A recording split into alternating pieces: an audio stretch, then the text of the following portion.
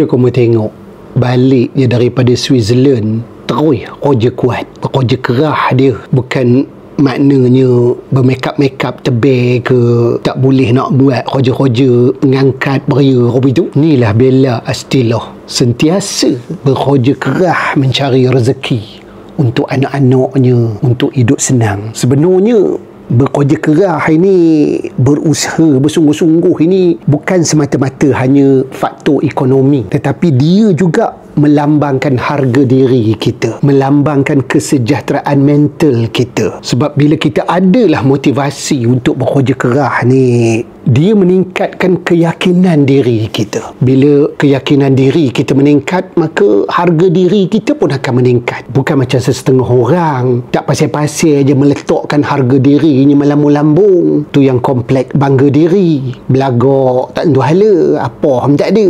Ini dok, dia tunjukkan dulu dia bekerja kerah, barulah keyakinan diri dia naik dan harga diri dia juga naik. Dan di situlah dia akan dapat kesejahteraan mental juga.